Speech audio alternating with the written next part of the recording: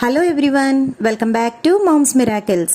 ఈరోజు మీకోసం చాలా సింపుల్గా, ఈజీగా, టేస్టీగా ఉండే ప్రాన్స్ బిర్యానీని ఎలా చేయాలో చూపించబోతున్నాను. మరి ఆలస్యం చేయకుండా ప్రొసీజర్ ఏంటో చూసేద్దామా? ముందుగా ఒక కడాయిని తీసుకొని అందులో 2 టేబుల్ స్పూన్ వరకు ఆయిల్ని యాడ్ చేసుకోవాలి. ఆయిల్ బాగా వేడెక్కిన తర్వాత దీనిలోనికి ముందుగా మనం కడిగి పెట్టుకున్న రొయ్యల్ని యాడ్ చేసుకోవాలండి. రొయ్యలు మనం వాష్ చేసుకునేటప్పుడు 2-3 సార్లు బాగా కడుక్కున్న తర్వాత దాంట్లో కొంచెం నిమ్మకాయ రసాన్ని, కొంచెం పసుపుని కూడా యాడ్ చేసి వాష్ చేసుకున్నట్లయితే మనకి నీచు వాసన అనేది ఉండదండి. చూసారా, ఇప్పుడు మనం వేడి చేసుకున్నప్పుడు కొంచెం వాటర్ అనేది సెపరేట్ అవుతుంది కదండి. ఇప్పుడు దీంట్లోని కొంచెం సాల్ట్ని, కొంచెం పసుపుని కూడా యాడ్ చేసి నీరంతా బాగా ఎగిరిపోయేంత వరకు మనం మూత పెట్టుకొని ఉడికించుకోవాలి. చూసారా, వాటర్ అంతా కూడా అబ్జర్వ్ అయిపోయింది కదండి. ఇప్పుడు స్టవ్ ఆఫ్ చేసుకుని రొయ్యల్ని పక్కన పెట్టుకోవాలి. ఇలా ప్రిపేర్ చేసుకున్న రొయ్యల్ని ఎయిర్ టైట్ కంటైనర్లో కనుక స్టోర్ చేసుకుని ఫ్రిడ్జ్లో పెట్టుకుంటే 10 to 15 డేస్ వరకు అస్సలు పాడవండి, బాగుంటాయి. ఇప్పుడు వేరొక కడాయిలో 1 టేబుల్ స్పూన్ వరకు నెయ్యిని, 3 టేబుల్ స్పూన్ వరకు ఆయిల్ని తీసుకుని వేడి చేసుకోవాలి. ఆయిల్ వేడెక్కిన తర్వాత హోల్ గరం మసాలాని యాడ్ చేసుకోవాలండి. అంటే అనాస పువ్వు, లవంగాలు, యాలకులు, చిన్న దాల్చిన చెక్క, జాపత్రిని తీసుకున్నానండి. వీటిని కొంచెం వేయించుకున్న తర్వాత దీనిలోనికి మీడియం సైజులో ఉండే 2 ఉల్లిపాయలని సన్నగా పొడుగ్గా కట్ చేసుకుని వేసుకోవాలి. నేను ఇక్కడ 1/2 కిలో రొయ్యల్ని తీసుకుంటున్నానండి. దానికోసం మీడియం సైజులో ఉండే 2 ఉల్లిపాయలు అయితే సరిపోతాయండి. ఆనియన్స్ త్వరగా వేగడం కోసం దీంట్లో ఒక 1/2 స్పూన్ వరకు సాల్ట్ని యాడ్ చేసుకుని ఫ్రై చేసుకుంటున్నాను. ఆనియన్స్ ఈ విధంగా వేగిన తర్వాత దీనిలోనికి ఒక 4 పచ్చిమిరపకాయలని ఈ విధంగా పొడుగ్గా కట్ చేసుకుని వేసుకోవాలి.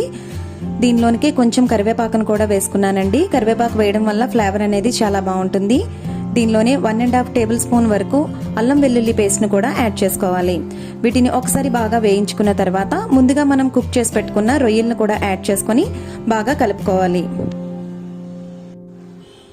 రొయ్యల్ని ఈ విధంగా 2 నుంచి 3 నిమిషాల పాటు వేయించుకున్న తర్వాత దీనిలోని 2 టీ స్పూన్ల వరకు కారాన్ని, రుచికి సరిపడా సాల్ట్ని యాడ్ చేసుకోవాలండి. దీంతో పాటుగా 1 టీ స్పూన్ గరం మసాలాని, 3 టేబుల్ స్పూన్ వరకు పెరుగును కూడా యాడ్ చేసుకోవాలి. వీటన్నిటినీ కూడా రొయ్యలకి బాగా పట్టేలాగా ఒకసారి బాగా మిక్స్ చేసుకోవాలి. ఇలా మసాలాలన్నిటినీ ఒకసారి బాగా కలుపుకున్న తర్వాత కొంచెం పుదీనాని, ఒక చిన్న టమాటాను కట్ చేసుకుని వేసుకోవాలి. దీంతో పాటు కొంచెం కొత్తిమీర కూడా యాడ్ చేసుకుని మూత పెట్టుకుని మగ్గించుకోవాలి. చూసారా, 5 నిమిషాలు ఈ విధంగా కుక్ చేసుకున్న తర్వాత ఆయిల్ అనేది పైకి తేలుతుంది కదండి. ఇప్పుడు ఒక సగం చెక్క నిమ్మరసాన్ని యాడ్ చేసుకుని ఒకసారి బాగా కలుపుకోవాలి. ఇప్పుడు దీనిలోనికి అరగంట ముందు నానబెట్టుకున్న బాస్మతి రైస్ని ఈ విధంగా వేసుకోవాలండి.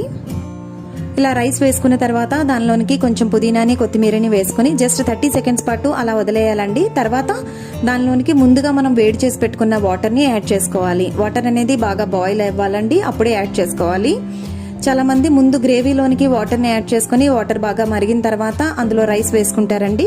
అలా కాకుండా ముందుగా రైస్ని వేసుకుని బాయిల్డ్ వాటర్ అందులో యాడ్ చేసుకుంటే కనుక రైస్ అనేది చాలా పర్ఫెక్ట్గా కుక్ అవుతుందండి, చాలా టేస్టీగా ఉంటుంది. ఇప్పుడు మూత పెట్టుకుని 10 నిమిషాల పాటు లో ఫ్లేమ్లో ఉడికించుకోవాలి. చూసారా, 10 నిమిషాల తర్వాత మన ప్రాన్స్ బిర్యానీ అనేది రెడీ అయిపోయింది. దీన్ని ఈ విధంగా మొత్తం కలిసేలాగా ఒకసారి మిక్స్ చేసుకోవాలండి. చూసారా, రైస్ అనేది ఎంత పర్ఫెక్ట్గా కుక్ అయిందో, చాలా పొడి పొడిగా చాలా బాగా వచ్చింది కదండి. చూసారు కదండి, చాలా టేస్టీగా ఉండే ప్రాన్స్ బిర్యానీని ఎంత ఈజీగా, సింపుల్గా ప్రిపేర్ చేసుకోవచ్చో. దీన్ని ఆనియన్ రైతాతో సర్వ్ చేసుకుంటే చాలా బాగుంటుంది. ఈ వీడియో మీకు నచ్చినట్లయితే లైక్ చేయండి, మీ ఫ్రెండ్స్తో షేర్ చేయండి, సబ్స్క్రైబ్ చేయడం మాత్రం అస్సలు మర్చిపోకండి. మీరు ఇంట్లో ట్రై చేసి ఎలా వచ్చిందో కామెంట్స్ ద్వారా నాకు తెలియచేయండి. మరొక వీడియోలో మళ్ళీ కలుసుకుందాం. అంతవరకు stay home, stay safe, bye.